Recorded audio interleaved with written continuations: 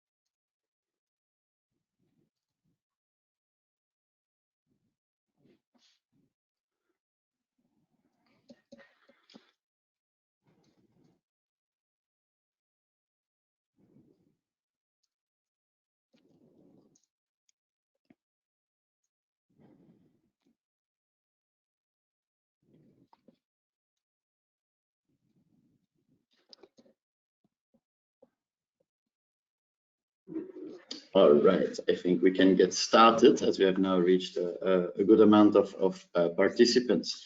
So welcome, bienvenue à toutes et à tous to this webinar on the third in the series, paving the way for a clean energy transition with decentralized renewable energy. I'm very happy to be presenting some very short opening remarks here today. So my name is David Lecoq. I work with the Alliance for Rural Electrification. Let's go to the next slide.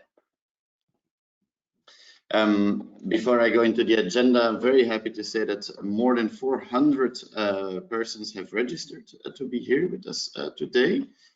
And that is a really remarkable achievement. So because we had a bit of delay in our save the date, but in the end, we're very, very happy to be able to bring this very distinguished panel and speakers to you, starting with Mrs. Bärbel Höhn, the special representative of the PWCET of Germany for Energy in Africa, after which we have a panel discussion led by my esteemed colleague Jens Jäger, with Mr. Baru from Ethiopia, Mr. Mohammed from Nigeria, Mr. Mutota from Namibia, and Mr. Togobo from Ghana. So you see a very broad set of countries that we are covering here today, very essential let's say countries where we try to give practical guidance in a way, and also a view to what the near future holds for you in these particular markets. Next slide, please. So in a nutshell, I'm not going to read the whole thing, but this series is essentially the result of a very good and fructuous collaboration between the ARE and the Green People's Energy Initiative of Germany. That is commissioned or aims to promote the public discourse on the subject of clean energy transition with DRE in sub-Saharan Africa. So we focus really on community involvement, how citizens, entrepreneurs can initiate and drive projects on the ground and contribute in so doing to the energy transition overall. This, as I mentioned, is a third of a series of 10 events where we also want to outline and foster partnerships between Europe and Africa to focus on this and cooperate in a good way on this joint and common objective. So today we will talk about creating the enabling environment with favorable policies for the sector and regulations for providing access to energy. So that will be the discussion of the panel later. Next slide, please. In view of time, very briefly about ARE, if you don't know us by now, and welcome also to the new participants that have just joined us in the last minute. ARE stands for Alliance for Rural Electrification, founded in 2006. We are the main global association, business association for the decentralized renewable energy industry. We bring together actually almost 200 now members in our association, all the way from small SMEs to very large corporates across the green technologies, standalone, mini grid, basically the whole sector that we try and federate and successfully do so to deliver clean energy access on the ground. Next slide, please. Here indeed are a few of the logos of the companies and stakeholders that are working with us. I think we can go to the next slide, because there we see the regional focus, of course, is almost 90% on sub-Saharan Africa, and then particularly the geographies that you see here represented in the panel today. Next slide, please. To close, opportunities with ARE, what do we do for all these companies and what can we do for you if you haven't joined us yet but are thinking about it, is the things that you see in a nutshell on the slide: market intel, BD, policy, advocacy, communication, marketing, basically everything that we can possibly do to help you do your work, and in so doing deliver more clean energy access at the end of the day on the ground. With that, I very much thank you for your attention. Un grand merci pour votre participation. And I pass the floor to my colleague, Mr. Jens Jäger. Jens, over to you. Thank you so much, David. Good afternoon, everyone. Bonjour tout le monde. Thank you for taking the time today in your busy calendars to join us for the discussion today. So indeed, my name is Jens Jäger. I'm the Director of Policy and Business Development at the Alliance for Rural Electrification. I have the honor of being the facilitator and an interviewer, if you will, for today's session. Before we go into the one-on-one interviews with the country representatives, though, I have the esteemed pleasure of welcoming a special guest to open today's webinar, namely Mrs. Bärbel Höhn, to give the welcome remarks. Mrs. Höhn is the PWCET Special Representative for Energy in Africa. She's also former Minister of State, a member of the German Bundestag, and chair of the Global Renewable Energy Congress. So, Mrs. Höhn, many thanks for taking the time for being here today with us. And I hand it over to you for the keynote speech.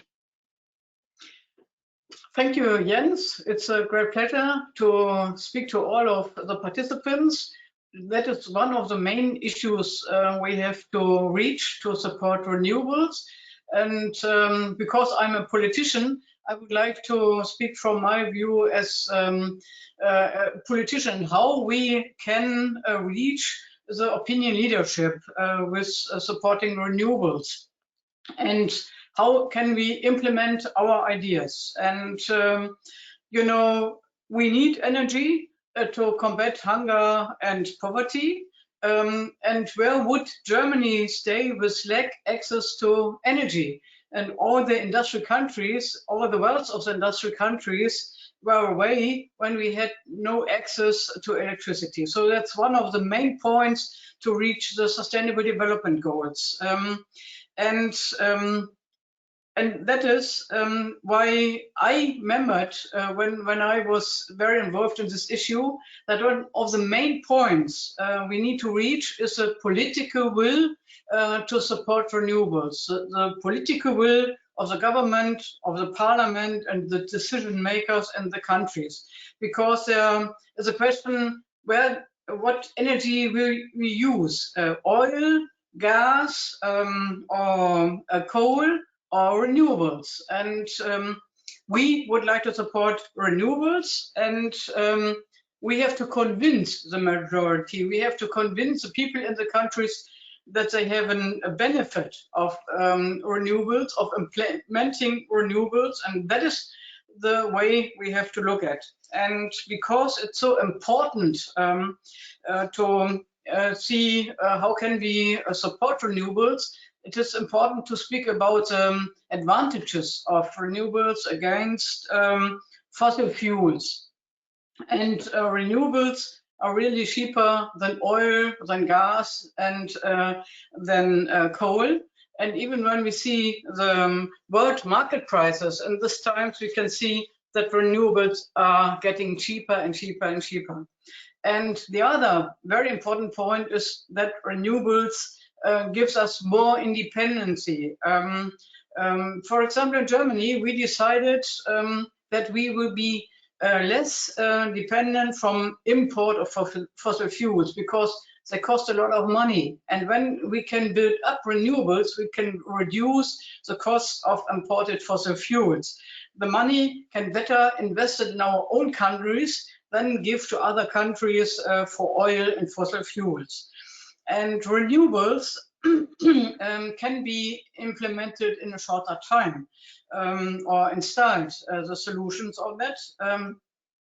Because, for example, if you are looking at coal and you are in a country with no coal mines, you must build up a harbor, you must build up the national grid, you must build up the big power plants, and that means a lot of time and a lot of money. So renewables are really more flexible, and especially in rural areas. And you have different sorts of renewables: wind, sun, biomass, hydro. So they are really flexible. And renewables create a lot of jobs. For example, in Germany, we have 350,000 new jobs in the field of renewables, and only 10% of them, 35,000 jobs in the field of coal. So 10 times more jobs created in the field of renewables. And for example, women have an advantage when we are investing in decentralized energies and renewables, and we need the women to build up the economy in all the states. And this renewable energy is climate friendly. So that means for the NDCs you need, for the climate conferences, you are in a better position. So we have a lot of advantages, but nevertheless we can see that not enough is invested in renewables, too much is invested in coal, fossil fuels or oil, and it could be better. We could and we must be better. And why do we have this situation? Because we have a lot of resistance, a lot of blockades against renewables. And we can see, for example, in Germany, the reason because the fossil industry has a lot of influence. And on the other side, often there's a bit skepsis against new technologies. That are some of the main points. We have a resistance in Germany, but maybe in other countries, there's really some more arguments. But we must identify these obstacles to overcome them, because we must overcome them. And as I said, we need the political will, and the politics must define the framework. The laws, found institutions look for funds and grants to build up renewables. And as I said, the energy transition is decentralized. So we must look for the regions, for the local level, for the countryside. There we must be successful. And what about the right politics and the right regulations? I visited more than 10 countries in Africa and had a look at their energy system, and I saw some of the obstacles in these countries.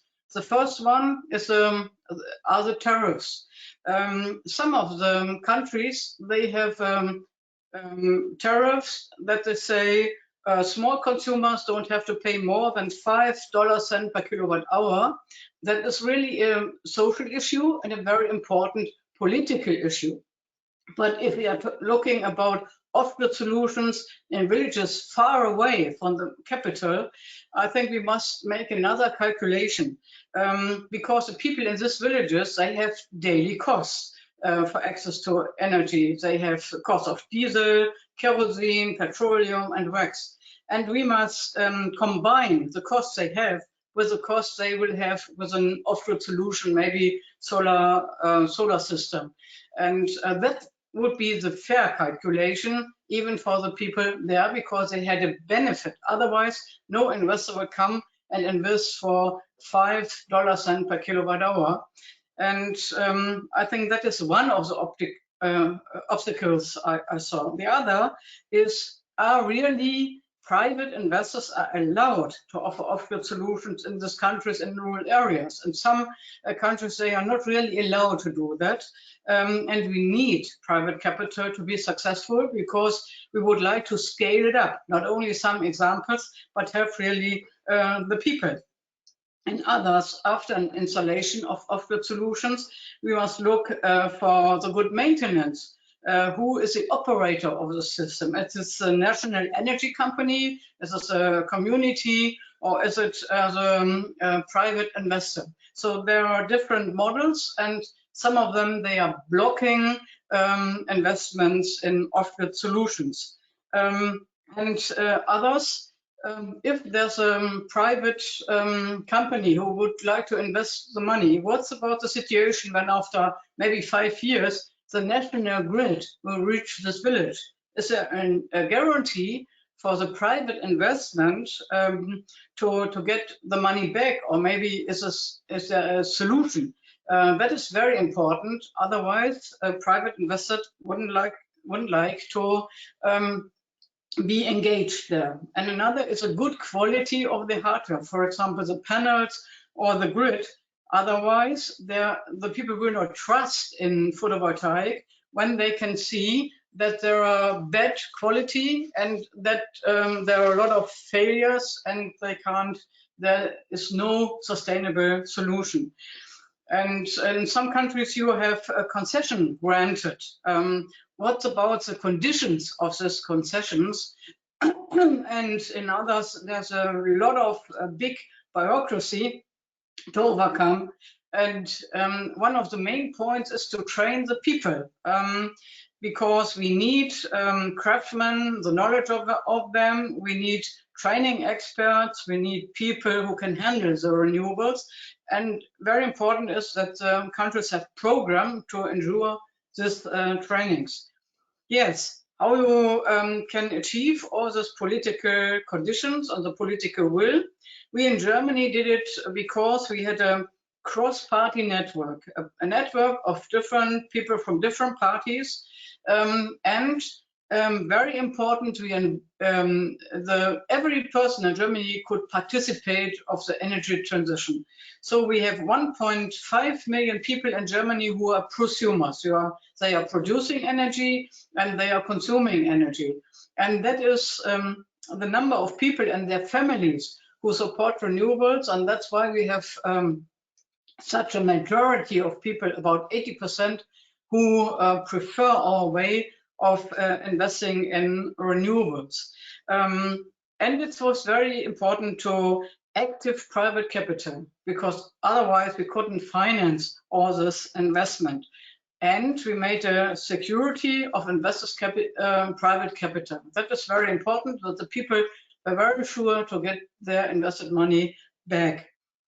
Very important is to strengthen the local markets, because when we can see, especially in the villages, that people are benefiting from this program, they will support our ideas.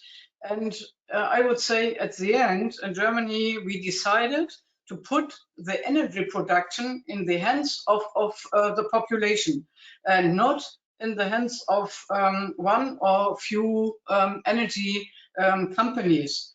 I would say power to the people. And so everybody could be engaged, and a lot of people are engaged now.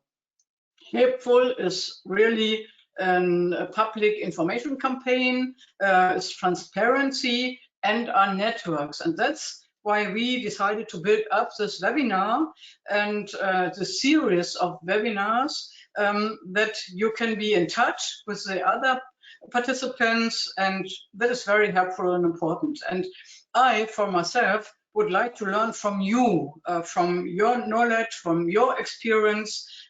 So I'm at the end of this webinar. I think I have more knowledge than at the beginning, and I hope the most of you will have the same situation. Thank you so much, and a good conference. Thank you so much, Mrs. Söhn, for your inspiring words as always. So indeed, one of the key points that you mentioned as well was that we need to accelerate the deployment of decentralized renewables via enabling environment and political will at the country level. And so building the momentum, political momentum for renewables is really critical. And I think this builds a really fantastic bridge to our one-on-one interviews and the discussion afterwards with policymakers from 4 countries. So for this interview and discussion session, we have with us a representative from Ethiopia, Mr. Baro Uljira Debel. We have Mr. Abdu Bello Mohammed from Nigeria, Mr. Pinyas Mutota from Namibia, and Mr. Wisdom Ahia Taku Togobo from Ghana. Before I go into the one-on-one interviews, I'd just like to mention that you can ask questions at any time via the Q&A function here on GoToWebinar, and we will pick out some of the questions, if not all of them, during the moderated discussion afterwards. So feel free to ask them anytime. You don't have to wait until the discussion starts. So our first person on stage, if you will, is going to be Mr. Baro Uljira Debel. So Mr. Baro, if you are with us, good afternoon from Brussels. Good afternoon, Jens. Good afternoon, it's loud and clear, thank you. So the first question I would have for you is if you could share a bit of insights on some of the key policy reforms that Ethiopia has undertaken to accommodate renewable energy, and especially, of course, decentralized renewables such as clean energy mini-grids and standalone off-grid solutions. Well, thank you, Jens. Thank you, everyone. Good afternoon, everyone. Regarding to policy reforms, so there are no recent key policy reforms coming out. Existing national energy policy and other relevant policy strategies, including environmental policy, industrial development strategy that we have been implementing so far, promotes the development of renewable energy potentials we have, such as hydro, solar, wind, and geothermals, but not limited to these ones, both on grid and off grid. And also as a policy reform, for instance, PPP policy, that is public-private partnership policy, the major policy that aims to engage more private sectors in a grid as a generation segment is open for private investment in within a national grid by the investment policy. So this PP policy focuses mainly to those renewables such as solar, wind, and geothermal, including hydro. As far as off-grid distributed generation is concerned, the policy liberalized the off-grid business, including mini-grid businesses to private and all stakeholders, and hence any potential private sector can engage in decentralized renewable energy businesses, including mini-grids, in an effort to level the playing field for private sector and encourage investment. The energy law, that is the governing law of the sector, which is enacted by the House of People's Representative in 2013, and Council of Ministers regulation empowered Ethiopian Energy Authority as the sector regulator regarding the regulation of both grid-related and off-grid related businesses. Following this, on 2020 mini-grid directive, that could be referred as a mini-grid regulation, is approved by the Ethiopian Energy Authority Board. So by now we do have mini-grid sector regulation in place now, and a significant effort within EA's jurisdiction have been made to address the private sector's concern in mini-grid business to make the environment more attractive. Among those ease of regulatory burdens, particularly for a small distributed renewable generations, small mini-grids particularly, regarding tariff to make it more cost-reflective and financially viable. Issues regarding the stranded investment, that means the fate of the mini-grid developers in event of main grid arrivals, and the compensation mechanism details have been addressed in these particular mini-grid regulations enacted on 2020. Okay, thank you very much. Thank you very much. That's already a very in-depth answer. So I think you touched upon it now with mentioning the, let's say, the framework for private sector mini-grids, but I was wondering if you could dive a bit more deeper into the exact regulatory steps so that a private sector company would have to go through to work on DRE projects in Ethiopia. So if, as you know, we have quite a few private companies on the line today. If they were to do DRE projects in the country, what would be the exact steps they need to go through to do so? Yeah, regarding regulatory steps to engage in this business, one has to, first of all, one has to obtain investment permits, like for any kind of investment as is stipulated in investment law. And the permit is granted by Ethiopian Energy Authority as the sector regulators. So to issue investment permit, Ethiopian Energy Authority is delegated or mandated by the investment law as entry to that. Once the development is done, the developer has to obtain the operation license either to generate or distribute and sell generated or distributed electricity. Then the distribution and sale licenses shall be conducted based on approved tariff by EEA. In the retail tariff, proposal has to be submitted to Ethiopian Energy Authority before being effected, and then EEA review and approve the mini grid tariffs based on indicated tariff principles and procedures in mother law. And of course, there is a tariff submission guideline developed and posted on our website, and also the tariff development and review methodology. So one can refer on our Ethiopian Energy Authority website, detail of those steps as a guideline is already outlined on www.eea.gov.ea could be good reference for further details for everyone. Yes. Perfect. Thank you. I'm sure we can share that link also with participants after the meeting, in case there should be an interest to engage. A follow-up question to this, and also the first one would be then, let's say more on the future planning side. So are there any upcoming reforms or plans planned to promote decentralized renewables? Okay, well, as some of you, probably all of you may have noticed, Ethiopia has formed a new government on this month on the 4th of October, after the 6th round of national election. So there is a ongoing reforms, particularly institutional legal reforms underway. And of course, to my understanding, the new government is considering more repolarizations to engage more private sector in both grid and off-grid electricity businesses. And refer to this, the existing energy policy is under revision. Of course, the final version of energy policy, revised version of policy is in place. And the incoming, I hope incoming cabinet will enact that policy soon.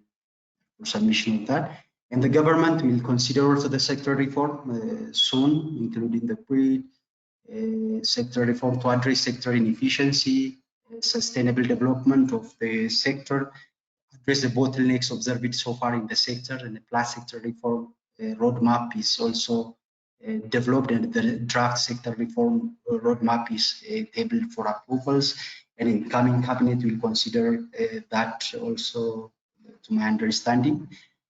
By the way, close to 65 million people, which is about 50 to 55% of our population, has no access to electricity.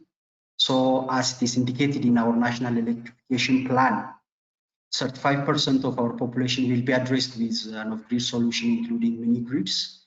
Therefore, the upcoming sector reform and policy definitely will promote more than before the decentralized renewable energy and bridge the gaps, including regulatory gaps and gaps that might arise in the future deployment of grid sectors.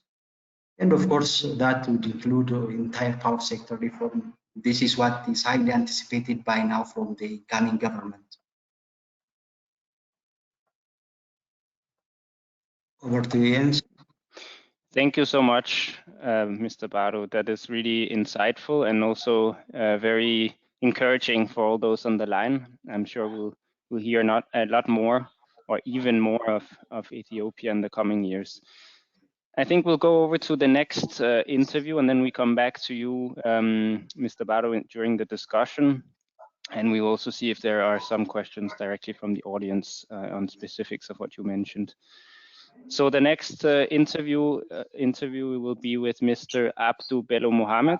He's the GM of Engineering Performance Monitoring and the Chief of Staff at the Nigerian Electricity Regulatory Commission, the NERC. So Mr. Mohammed, are you with us? This is again Brussels calling. Thank you, Mr. Yen. I'm with you fully, 100%. Fantastic. Great to have you on the line.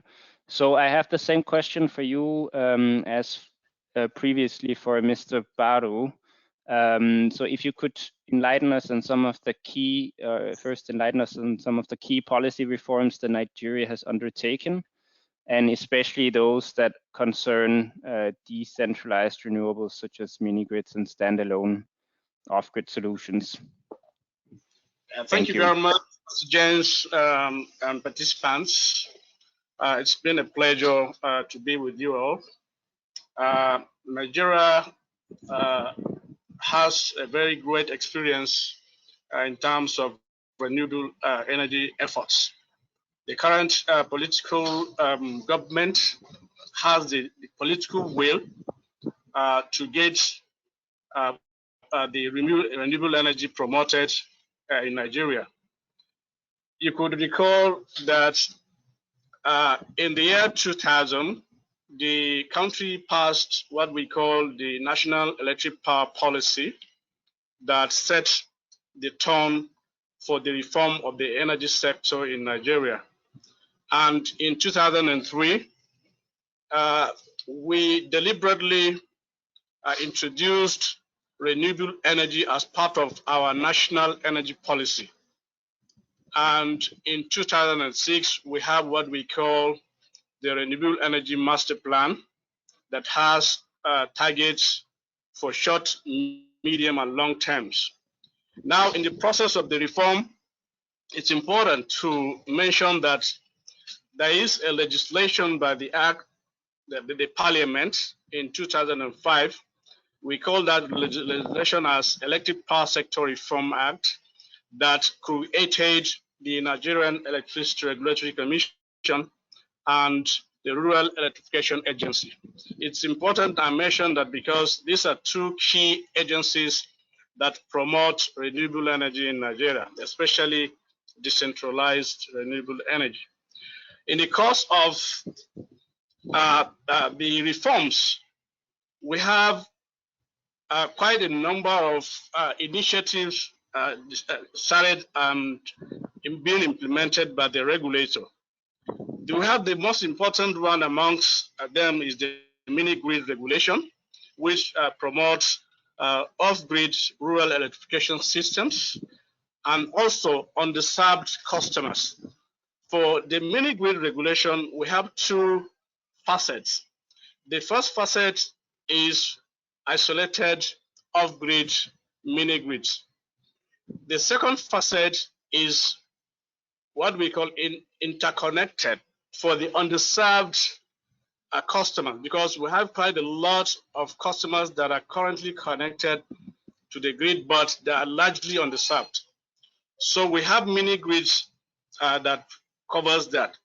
Now, the mini-grids regulation provides that for 1 megawatt below, the regulation covers the off-grid isolated case and the underserved. For anything above 1 megawatt, the EPSR Act 2005 requires that there should be a license. So we came up with a regulatory instrument that takes care of any development that is above 1 megawatt. We call that regulation Independent Electricity Distribution Networks Regulation, which complements the mini-grid regulation. Where the mini-grids stop 1 megawatt below, the IEDN Independent Electricity Distribution Networks Regulation takes over. So we have, for instance, for the IEDN, we have three types. The first type is the isolated off-grid rural IEDM.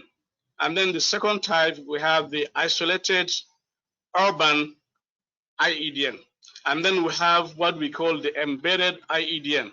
The embedded IEDM is for those also underserved customers from 5 megawatts and above. For instance, you'll have huge estates springing up across cities that are largely underserved. So, but those estates that have the capacity of 5 megawatts and above can get a license from the Commission to operate an embedded IEDM. Now, for mini grids regulation, it is important to say that the two types, basically, the off-grid isolated type has a number of issues. For instance, the capacity is limited to either 1 megawatt, not more than 1 megawatt. But for those that are above 100 kilowatts, we require some sort of permit. Simple permit process that is less bureaucratic, straightforward, online, on real-time basis, you can apply and get your permit. And then for 100 megawatt, 100 kilowatt below, it's a simple registration process, because we do not want to overregulate. We don't want to bother so much, bring on cumbersome processes that will deter private sector participation. So this has really largely helped, and it has promoted decentralized off-grid system in Nigeria. Especially if you look at it, the current level of penetration of the off-grid decentralized system is quite high. It is quite encouraging. We have at least 75 developers currently approved for development, and we have in the pipeline so many, interested parties coming up to develop such mini grid systems in Nigeria. Now, apart from this, the Regulatory Commission has been able to do quite some additional incentives to promote renewable energy penetration in Nigeria. We have what we call the refit regulation,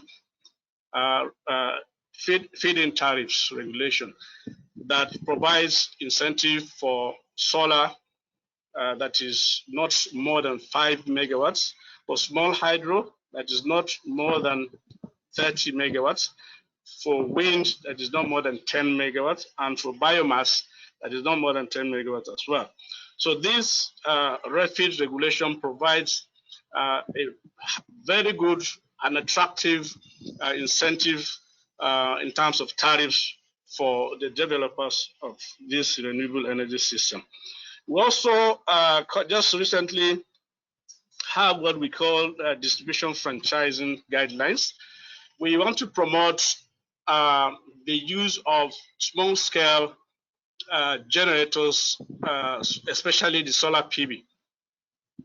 So this franchising regulation provides the opportunity for private participation in distribution business from the existing distribution companies. The distribution companies currently operating in Nigeria are 11, and they have quite a vast franchise areas. And we want third-party investors to come in to invest in the networks and also provide additional generation, especially from renewable energy sources, so that the demand for those franchise areas for energy are met. Now we have a target for renewable energy by 2030, a target of 8,000 megawatts, which is quite achievable and ambitious. We have, I believe, what it takes to get this target achieved. So that is in a nutshell. We have quite a lot I can talk about maybe afterwards on one-on-one basis, so that we'll give a lead to interested investors to come to Nigeria. Thank you. Thank you so much, Mr. Mohammed, for that comprehensive answer. I think you've already actually answered my next couple of questions as well on the regulatory steps. So you explained that quite in detail on the mini-grid front, as well as what happens when you're above a certain threshold of 1 and 5 megawatts, and also on the future plans. So I think what we're going to do is come back to you in the discussion in a moment to hear more and answer some questions. And in the meantime, we'll go on with the one-on-one interviews with Mr. Piñas. Sorry, I still have a bit more on the upcoming events that we foresee in the near future, or is it going to be after? We'll take it in the open discussion in a moment. We Okay. have 10 minutes per interview, so we'll get back to it in a second. That's fine.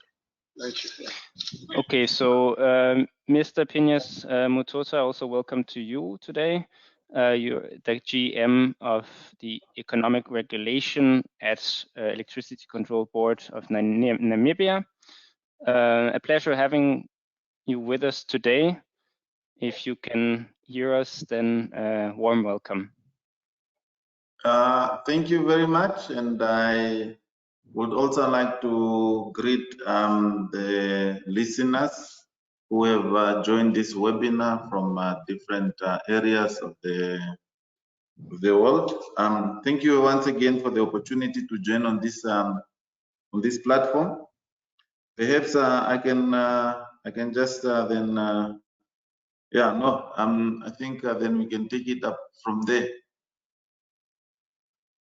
Yeah, thank you so much, Mr. Mutota. So as with the other two, I would like to invite you to give an overview perhaps of some of the key policy reforms that Namibia has undertaken to accommodate renewable energy, and especially decentralized renewable energy, such as mini-grids and off-grid solutions.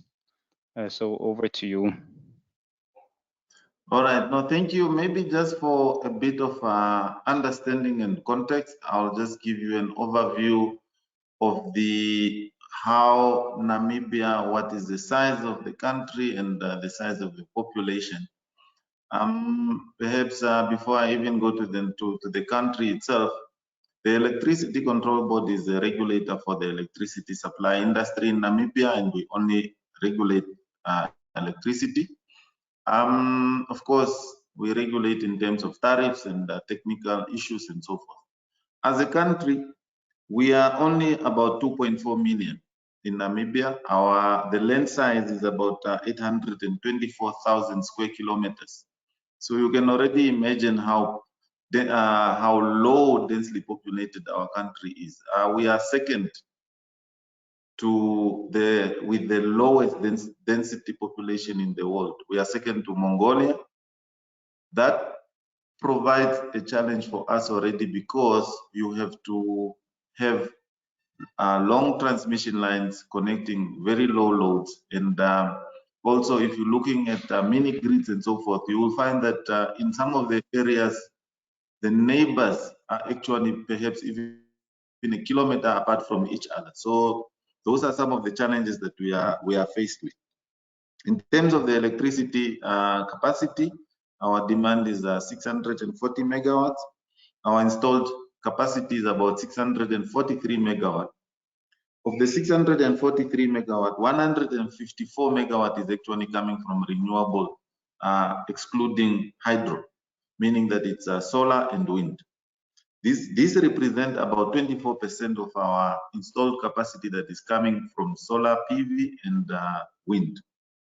And again, of the 643 that we are having as installed, we can also add 60 megawatt, which is actually connected through what we call net metering. These are installations that are behind the meter, and then they are allowed actually to feed back into the grid.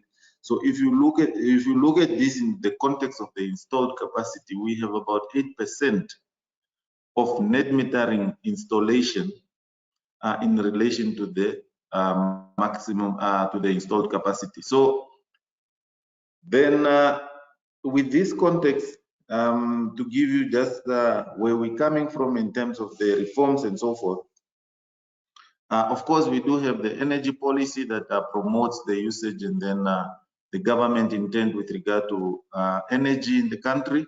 And this policy also includes renewable energies, so that it says that government is going to be promoting the usage of all energy sources at the country level. In addition to that, we have a renewable energy policy that is specifically speaking to the renewable energy. And these are renewable energy policies now speaking in terms of all other resources that we are having that are related to renewable energy, and it's the government intent. So as a regulator, our purpose or our our purpose is then to implement government policies and then come up with sub-legislations that are actually going to enhance the implementation or achievement of those government policies. Therefore, we came up with one of the rules, which is what we call the net metering rules. This allows consumers at household and business level to actually put on renewable energy systems that can feed back into the grid, and then for the excess energy, they get a credit for that.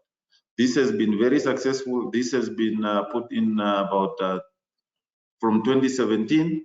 It has been very successful, and that is the one that I'm saying that at the moment we are having 60 megawatt installed on the grid.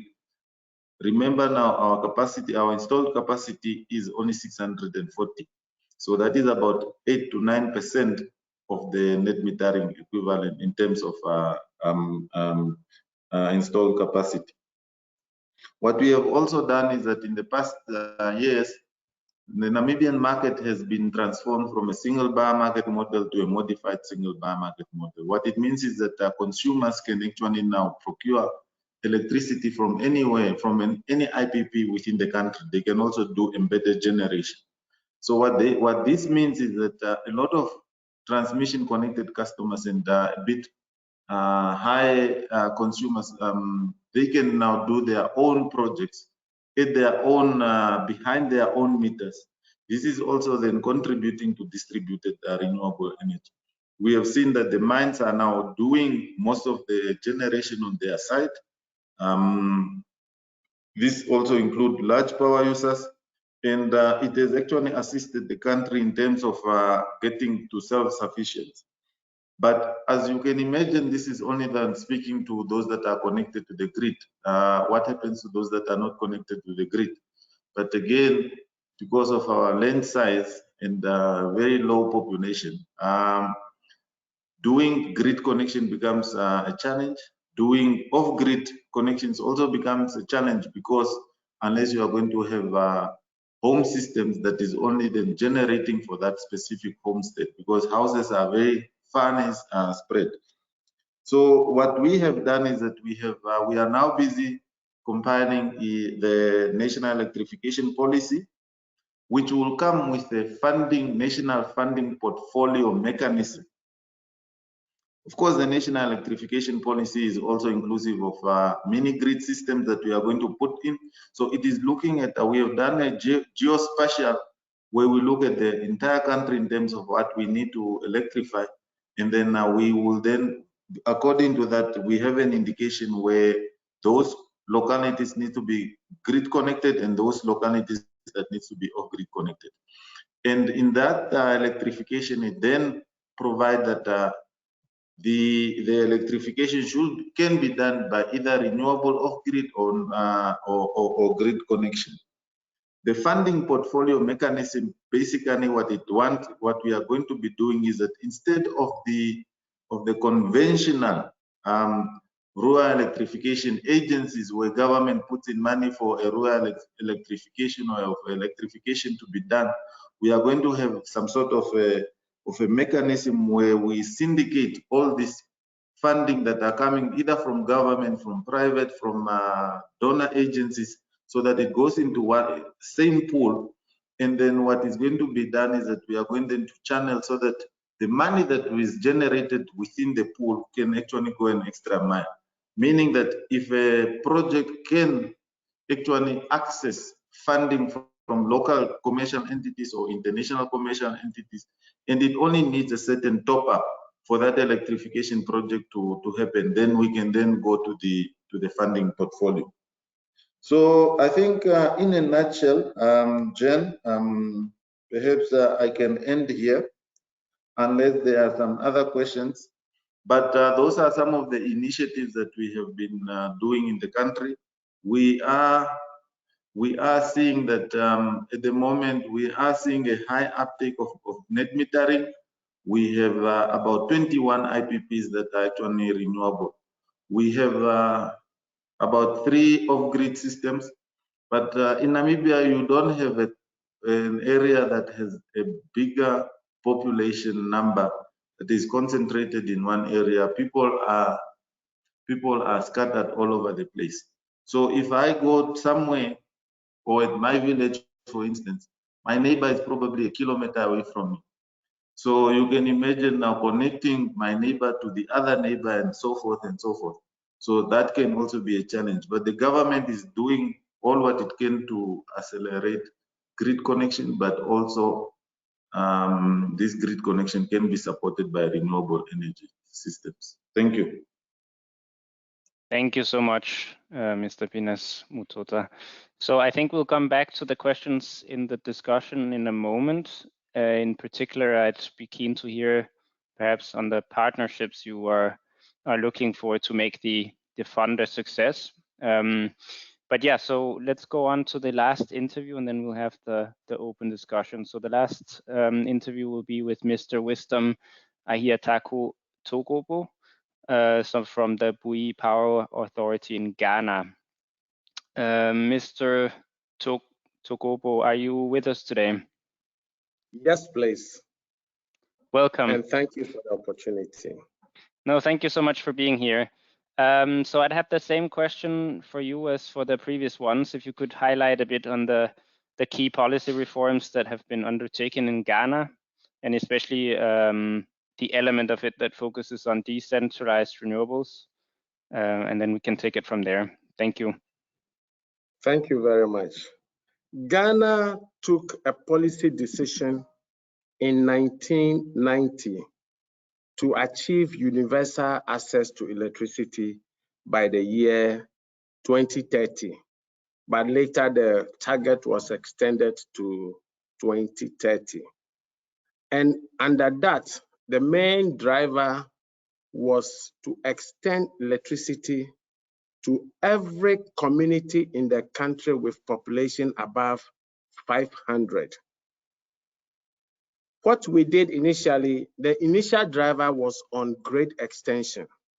And I must say that between 1990 and now, we have been able to increase access to electricity from 25% to 85%. However, there are still communities in the country that are cut off, that are on islands or very remote places that cannot be accessed with vehicle for grid extension. It is these communities that our focus is to deploy decentralized electrification options. And here we mean mini grids from renewable and other based sources, stand-alone solar home systems, or solar lanterns. So what we do is that if there is a community and the population is above 500, and the location is such that we cannot extend the national grid, we identify these communities and introduce mini grids in those communities. Where the households are scattered apart and it will not be cost effective to extend local grid network, we provide them with solar home system as an interim measure towards mini grid and then eventually having access to grid extension. And where homes are very much isolated and it will not make any economic sense, we deploy solar lanterns. So this is the strategy that Ghana adapted, and it has worked very well over the period. And that is why today we have as much as 85% access. Another policy action we took was to integrate mini grid as part of our rural electrification scheme. You know, in order to encourage households to have access to electricity and to use them, we have a graduated tariff in that consumers who consume between 0 to 50 kilowatt hours a month are made to pay a subsidized tariff, which is just around 10 cents per kilowatt hour. This will enable people, our rationale behind it is to help stimulate economic development in those island and isolated communities. So mini grids also, because it's integrated as part of rural electrification, the policy is that they pay the same electricity tariff as their counterparts on the grid. But you agree with me that the cost of running mini grid cannot be compared to the tariffs, counterparts on the national grid pay. So what the plan is that the excess cost is integrated in our overall tariff pricing mechanism, so that the cost of running the mini grid is embedded. So people in the big cities who pay a little higher in tariff, that tariff is used to cross-subsidize our rural folks. So that is the approach we have for the mini grids. For the standalone systems, what we have done is to introduce it in public institutions in the remote communities to create the awareness and the knowledge. So teachers, nurses, medical staffs in off-grid remote communities, in order to attract them to those places, we introduce solar home systems, solar standalone systems to these communities. And people around see how this system works, and then they have the appetite for it.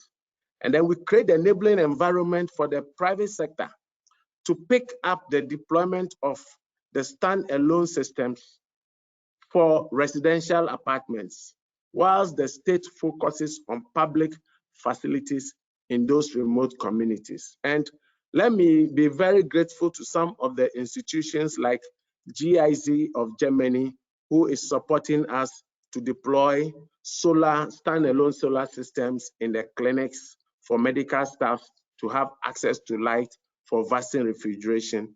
We have other development partners that have come on board to assist us to deploy these things. And then the last policy action we have taken is to deploy subsidized solar lanterns with mobile phone charging facility to the very remote communities where grid cannot be extended, where it will not make economic sense for them to have even home systems or mini grids. They have access to solar lanterns. With the same lantern, they can be able to charge their mobile phone, which is one major demand or one major need of the people. So basically, these are the policies we have put in place. We also have passed a Renewable Energy Act. This was passed in 2011 that had a component for decentralized rural electrification. Just last year, 2020, we have amended the act such that communities or companies that are involved in contributing to CO2 emissions, companies that are in the petroleum sector, for instance, these companies would be made to pay some sort of levy or tax to support off-grid electrification and non-utility scale renewable energy interventions. So basically, this is the approach we have, and I can expand upon it following maybe further questions and discussions. Maybe by the close of my presentation, if time allows, I have a 2-minute documentary to throw some light on what we have been doing in Ghana. Thank you. Thank you so much, Mr. Togobo. Okay, with that, we've completed the first interview round, and we will go to the discussion questions. And I think we can build on what you all said before. So the first question I would throw to the, let's say, the four gentlemen would be on the country ambitions in the future. What are your country's future plans and ambitions, and especially also what partnerships are you looking for to achieve that? For example, with international investors or private sector companies and so on. Perhaps we can start with Mr. Mohammed, since I cut you off on that question before. Thank you, Mr. Jens. The future plans and partnerships we sought in Nigeria is really quite ambitious. First and foremost, like I said earlier, we had this feed-in tariffs regulation, embedded generation regulation. We're working, currently we're working with GIZ to review these two key regulations such that it will be attractive to private sector participations. And then we're also looking forward to introduce net metering very soon. A work is being done in partnership with the GIZ as well, so that we'll have the concept of net metering. I believe with net metering, we can have quite a lot of excess supply to the grid by consumers and using solar or any other renewable energy source. Now, we also have a framework. Currently, government has made pronouncement on rooftop solar connections for individual customers. So these are initiatives that we target at least 1 million or more customers to be captured within the 2023 period. Now, going for the partnership we want, I would like to state that the Rural Electrification Agency has quite a lot of incentive provisions for a participation of private sector investors. The capital expenditure for mini grids is being subsidized by Rural Electrification Agency, by the government. So this alone is an attraction such that it reduces the overall cost of the project, and at the end of the day, the tariff, customer end use tariff. So I believe that we need more private sector participation from within and outside the country. Like I said earlier, we have quite a lot of interested parties. Already at least 75 companies have been qualified, pre-qualified, and some of them are at various stages of development. And we also have in the pipeline quite a lot of interested parties willing to invest in the mini grid systems. Now, this is what I believe we should have, and we should pursue within the few years coming up. Thank you. Thank you so much, Mr. Mohammed. I'd also like to perhaps throw a similar question to Mr. Wisdom, who was just on the line before. So on the partners you are looking for to achieve Ghana's extremely ambitious targets, are there any specific partnerships you're looking for? And also maybe at the same time you can talk a little bit about the framework for private sector involvement in the different categories you mentioned before, so mini grids, solar home systems, and so on. Thank you. Thank you very much. As I said earlier on, we have just had a renewable energy, we have just amended our Renewable Energy Act, the Act 2011, which is now Act 2020. And under this Act, specifically Section 26 of the Act, it says that a fossil fuel-based wholesale electricity supplier, a fossil fuel producer, or any company that contributes to greenhouse gas emission shall invest in non-utility scale renewable energy to offset the greenhouse gas emission and mitigate the impact of climate change.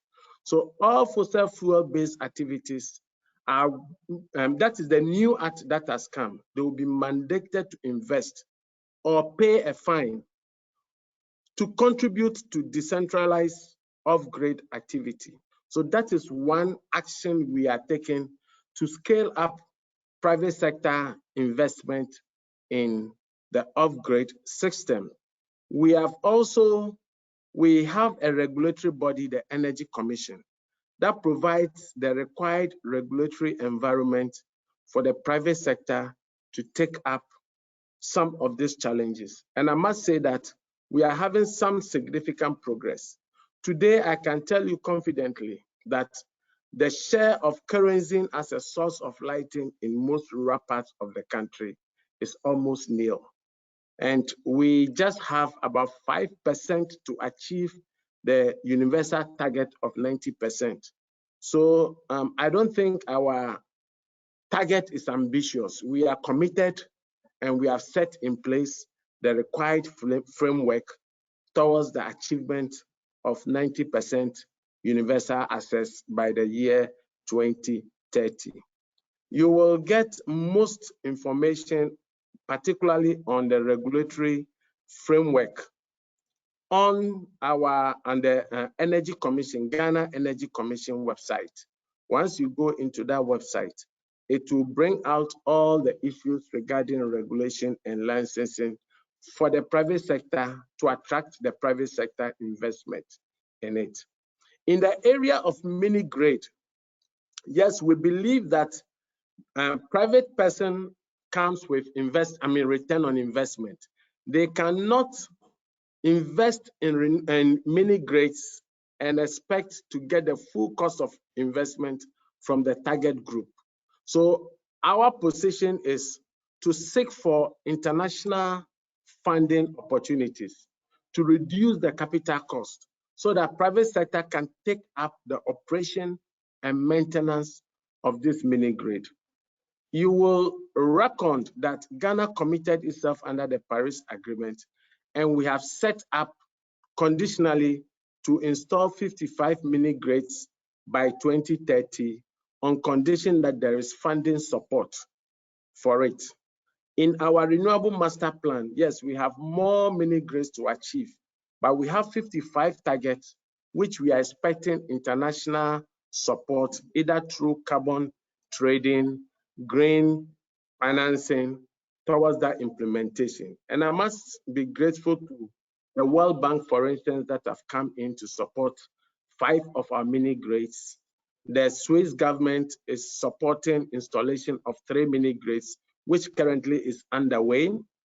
The USAID and the US government has also just completed a feasibility study for mini grid in some of our islands towards development. So, well, our plans are on course, and we are looking for partners, particularly partners who are involved in contributing to CO2 emissions so that they can go into carbon trading or renewable certificates. And we are happy to team up with such partners so that our brothers and sisters who have not contributed to carbon emissions but are bearing the brunt of the effect of climate change, they can also have access to portable electricity, not only for lighting, but to stimulate economic development within their communities. Thank you so much, Mr. Tokobo. Okay, I'd like to also come back or circle back to Mr. Mutota from Namibia on what you mentioned before with the off-grid centralization of funds. So on that specific initiative, perhaps a similarly loaded question. What are the key partnerships you are looking for to make that happen, especially with, let's say, the private sector, but also potentially international partners or other international partners? Thank you very much for the question. Perhaps I would just like to briefly indicate the principles of this funding framework that we are putting together. We're looking at it must be least cost funding. The previous speaker spoke about the high cost, and that at times the investors would also require some return, and it might be a return that will make the tariffs too costly. But we're looking, it must be least cost funding. We want to maximize service delivery. It must be, this should be, it is also on the principle that it's a smart partnership and private funding. And we are also looking at targeted cross subsidization, so that at least those that needs to have the cross subsidy will then receive it. It is established on the principle of crowd-in mechanism for private funding. So, and what we want, as indicated in here, is that we want to syndicate for basically the government and then also non-governmental funding. So those are some of the things that we are looking at. But in terms of the entities that we are looking at, is that we are looking at developmental finance, those that can actually then offer affordable rates. We are speaking in terms of renewable energy. So we are looking at environmental investment funds.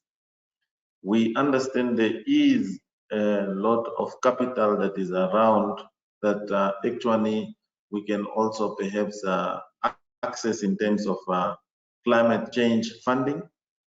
So these are the type of investors or the type of stakeholders we are looking at. We are not only looking commercially, we are looking at regional commercial entities.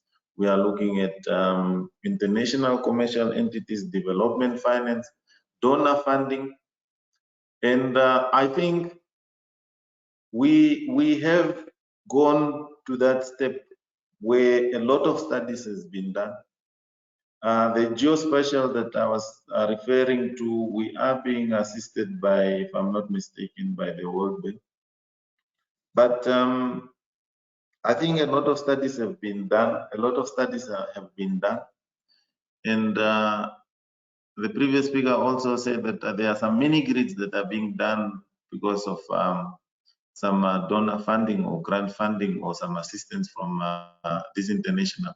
So if some of these resources can be actually be spent in these real projects, but what we want, or what we are doing now, is to lay the foundation, to have the frameworks, to have the policies in place, to have the rules in place, to make sure that all the players know what it is that they need to do in terms of contributing to alleviate energy poverty in our country. And at the end of the day, we want to do this through renewable energy systems. And in fact, Namibia is probably one of the countries with best solar irradiation on the continent, if not among the top 5. If it comes to wind resources, I think we probably also are in the top 3, if not the best.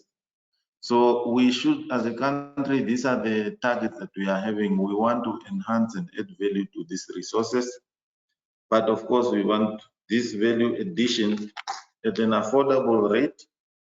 And we are open to be assisted. We are open for those that want to come in and assist us. I mean, a lot of countries have done these things already. So we are also willing to learn from them. Thank you. Thank you so much. Mrs. Sun, you are also with us for the panel discussion, so thank you for making yourself available. I think one question for you would also be on Germany and how, let's say, other countries can learn from the German experience. So Germany has long been, of course, a global leader in renewable energy deployment. Wondering if you could shed some light on some of the renewable energy policies that Germany deployed towards a clean energy transition, and how others could perhaps learn from that experience. Okay. Yes. Thank you so much. Yes, we were with our idea of renewables and support of renewables very successful, because in the last year, in our electricity mix, more than 50% of our electricity was produced by renewables, and we have a number of 550 terawatt hours in 2020 we produce. So that's really a lot, and most of that is wind and solar, some biomass, and a very small part hydro. So that's really renewables, and that is really a big success. And as I said, a lot of jobs we created. So because we had a participation of the people, we were successful, and about 80% of the population of Germany is supporting our way of building up renewables. And as Mr. Mohamed and others told about the feed-in tariff system, we had the idea of the feed-in tariff systems, and that was the idea of creating and giving a support for private money and really the security to get this money back. So as I said, we have 1.5 million prosumers who are producer and consumer of energy. But I would like to say, what will we do with our Green People's Energy in Africa and our support of GIZ? We have two pillars. One is the GIZ and the other is the KfW. And with the GIZ, Mr. Mohamed from Nigeria told about some very good initiatives from the GIZ to look for smart metering and feed-in tariff system and activate in this sort private money. We are very involved in Ghana, Namibia, and Ethiopia with our Green People's Energy, and we are looking for good examples which we can scale up. So the GIZ part, the GIZ pillar is good examples, and look for scaling up these good examples. And the KfW, I had a long way with the KfW of 3.5 years, and we developed something like foundation. So the KfW is more engaged in big projects, and I said we must find a financial instrument for small projects like mini grids, and I hope we will be successful with this foundation till the end of the year. And then we have something like financial instrument to support, and that is country independent to support mini grids. Or, for example, we supported with the KfW one of the funds of the African Development Bank, the FAIF fund, and so we supported a lot of mini grids in Africa. So we have these two pillars, and I think we can scale our mechanisms up in the next years for the countries in Africa. Thank you so much, Mrs. Sön. We also have time for just a few audience questions here at the end. So, Mr. Baro, there's a specific question for you on, let's say, VAT and duties and taxes for renewable energy companies. So you mentioned the different incentives or the different regulations before. The question is, what incentives exist specifically regarding import duties and taxes for renewable energy companies in Ethiopia? I was wondering if you could shed a light on that. Thank you.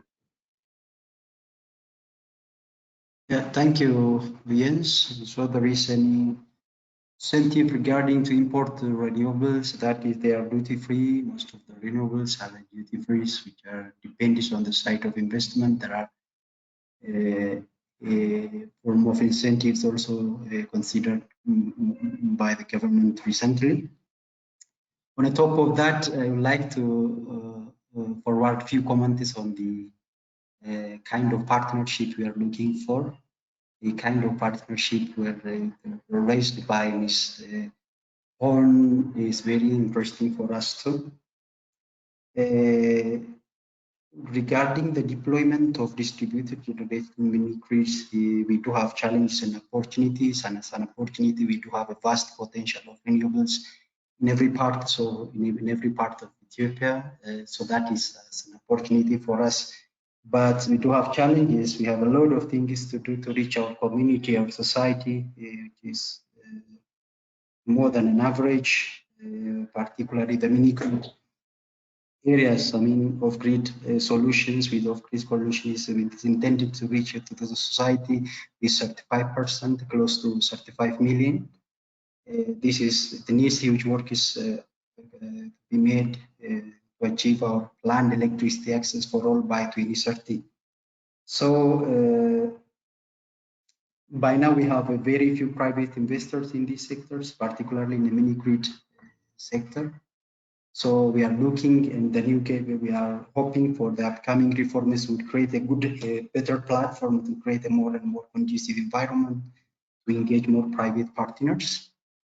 But we are very certain that engaging more private sectors or investors in the form of FDI and local investors to this sector is a very important task ahead of us. So we are looking for more investors in these areas to invest in the mini grid business, financiers, and of course any partners who wish to support us in our endeavors to realize this is the most welcome.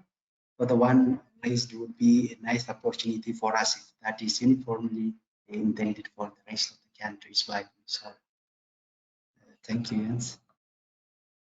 Thank you so much, Mr. Baro.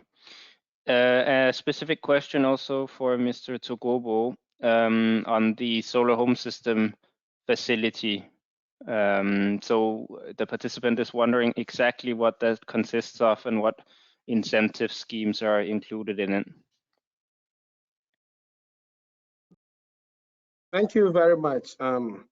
When it comes to solar home systems, we have incentives for importation of plants and equipment that can support manufacturing or assembling of this system. We want to make sure that we are able to stimulate economic activities. So our aim in the long run is to try and assemble and eventually manufacture these products locally. So yes, we have incentives for plants, for the machinery for importation. We, as I said earlier on, we also have incentives. We are going to have incentives through the levies and tax on CO2 emission industries to reduce the cost of, using these solar home systems in the various communities. In addition, we are advocating and we have made enough advocacy for high CO2 emitting countries to come to Ghana to assist in the deployments. And let me use this opportunity once again to thank, for instance, the government of China that have donated over 1,000 solar home systems to Ghana to be used for deployment in such remote rural areas as part of their climate change mitigation efforts. So we look forward to other countries, Germany, US, and all other countries that have climate change at heart. Ghana is willing to support, help reduce CO2 emission. So we look forward to them. If we are able to take care of the capital cost, then the operational cost can be manageable by the target users. And like I said, if I have an opportunity, I could upload a 2-minute documentary to it. I have just sent this to Deepak, if he could also upload it, if the opportunity is there, so that members can have a feel of what Ghana is doing when it comes to mini-grid electrification. Thank you so much, Mr. Wisdom Togobo. We'd be happy to share documents after the webinar, of course, with the participants, also including what was mentioned before with Mr. Baro, for example, the licensing regulations, and from from Mr. Mohammed also on the Nigerian regulations, so that we can perhaps bundle together in the follow-up mail. I'm afraid that time really flies and we are sticking to a tight schedule. So we had until, well, 3:25 Central European time, which unfortunately is now. So we're going to have to close down the discussion here, but we'll be happy to follow up, of course, accordingly after the webinar. Thank you so much to all our esteemed panelists, Mrs. Werbel-Höhn, Mr. Baro Olgira Debel, Mr. Abdu Bello Mohammed, Mr. Pinyas Mutota, and Mr. Wisdom Togobo for your participation. With that, I would hand it over to Mrs. Dorothea Otremba for the closing remarks on behalf of the Green People's Energy Initiative. Thank you so much. Yeah, thank you, Jens, and thank you for the good moderation. The third event of the Paving the Way for a Clean Energy Transition with Decentralized Renewable Energy Series is drawing to a close. The aim of the event series is to cover the broadest possibility range of topics related to clean energy transition. In order to achieve real progress, not only one topic can be considered, but several areas play into other and must support each other. And at the same time, such as regulation and policy, finance, private sector, capacity development, productive use of energy, and so on. For this, it is important to illuminate many facets, and an interdisciplinary approach is needed. Today, we focused on regulation and policies, and got insights from our excellent panelists, Mrs. Werbel-Höhn, Mr. Baro Debel, Mr. Abdu Mohammed, Mr. Pinyas Mutota, and Mr. Wisdom Togobo on what is currently going on in their countries, Ethiopia, Nigeria, Namibia, Ghana, and Germany, with regard to decentralized energy supply and the long way to implement. Thank you very much for the panelists, for sharing your knowledge, for giving us insights, and for the inspiring discussion. We really appreciate your contribution, and we are honored to have had you here today. Also, many thanks to the audience for your questions and suggestions. The large number of questions which reach us show how important this topic is. This is where the great opportunity of PWCET series become apparent, that we receive suggestions from each other and motivate each other to find the best possibility solution for our activities within the framework of decentralized energy supply, and also implement them accordingly, depending on the respective possibilities. The next aspect we look at in more details is capacity building. Capacity building is a topic of our next webinar, our fourth. We are pleased that it's gradually becoming possible again to participate in events in person on site, however, still with limited framework conditions and in compliance with certain regulations. So we have decided to offer our fourth webinar as a hybrid event.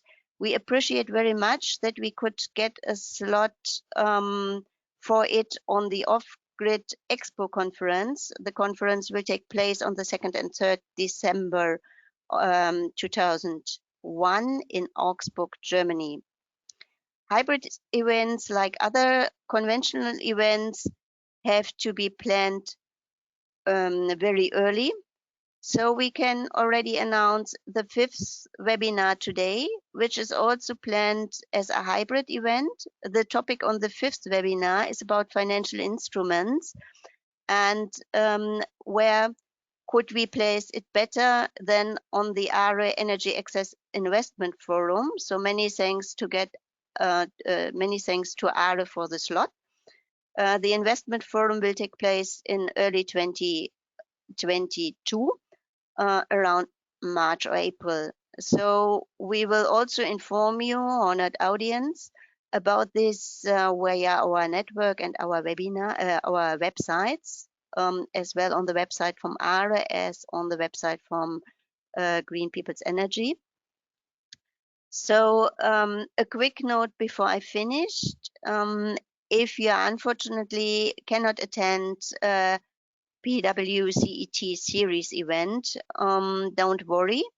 The summary, the PowerPoints, and the records will also be published in chronological order on our websites. So please feel free to get in touch with us if you have any questions. So get in touch with GBE or with DRE from GBE to learn more about the initiative, and also to get in touch with the Alliance of Rural Electrification, how they can assist you with a very broad range of services. So that's it for today. Thank you for your participation. Thanks again to the panelists for the inspiring contributions, and also for the audience to participate today. Have a nice rest of the day, and we look forward to welcome you to our next events. So see you then. Bye-bye. Thank you. Thank you. Thank you. Thank you. Bye-bye. Thank you, Dorothy. Bye. Bye. On. Bye, Mr. Soon.